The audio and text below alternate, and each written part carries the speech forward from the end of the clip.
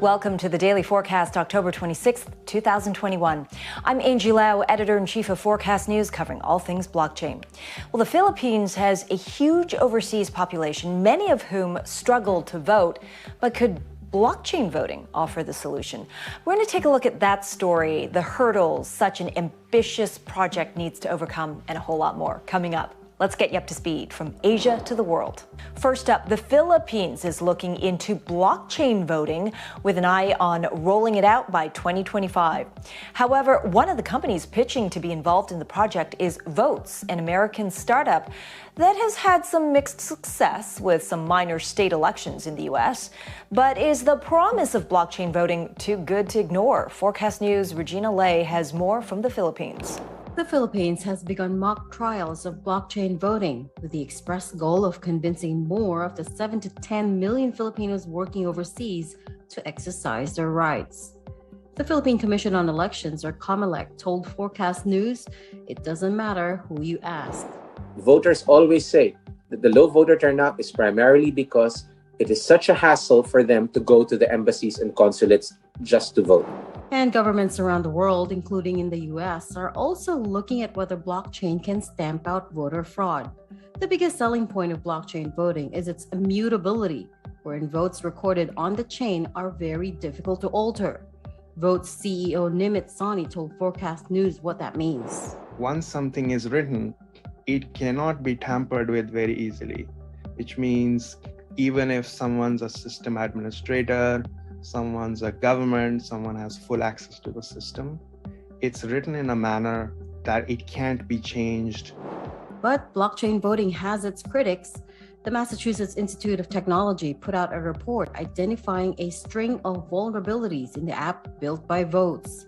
However, COMELEC remains confident that the safeguards are adequate. Once a vulnerability is exposed in this industry, people waste no time patching those vulnerabilities. So yes, we admit that, when a technology is new, there will be vulnerabilities, but this does not mean that the industry remains stagnant. Jimenez says the target for rollout is the 2025 elections. For Forecast News, I'm Regina Lay, Manila, the Philippines. Meanwhile, from tourism to crypto mining, Australia's Byron Bay may be best known locally as a tourist hotspot that's home to many Hollywood A-list celebrities. But could it be the next crypto mining hotspot too? The coastal town is set to host the country's biggest Bitcoin mining operation, 100% powered by renewable electricity. Forecast News' Lachlan Keller has more on what it means for the pool. The global mining pool, that is, from Melbourne, Australia. MAWSON Infrastructure Group has struck a deal with leading renewable energy firm Quinbrook Infrastructure Partners to build crypto mines across Australia. The first of those, in Byron Bay, is set to come online this week and is expected to add 0.4 exahashes to the global mining pool. According to data from the Cambridge Centre for Alternative Finance, Australia currently accounts for 0.19% of the current global hash rate. However, this may be set to increase as many of the recommendations in the recent Australian Senate review on fintech seek to boost the local crypto industry. One of those recommendations is a 10% tax break for mining operations using 100% renewable energy. For Forecast News, I'm Lachlan Keller from Melbourne, Australia.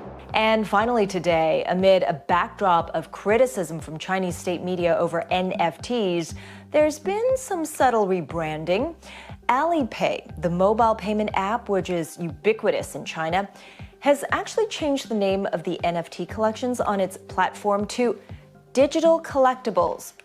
Alipay has actively rolled out NFT artworks built on its own ant chain. Just last month, it created NFTs featuring the torch of the 2022 Asian Games, which are to be held in Hangzhou, China. Meanwhile, Huanhe, an NFT app launched in August by Tencent, has also removed NFT references from that app. In a statement, Antchain said it conducts its business around digital collectibles in strict compliance with laws and regulations. And it goes on to say that it firmly opposes speculation around NFT products.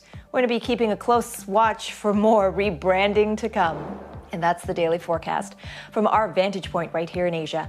For more, visit forecast.news. I'm Editor-in-Chief Angie Lau. Until the next time.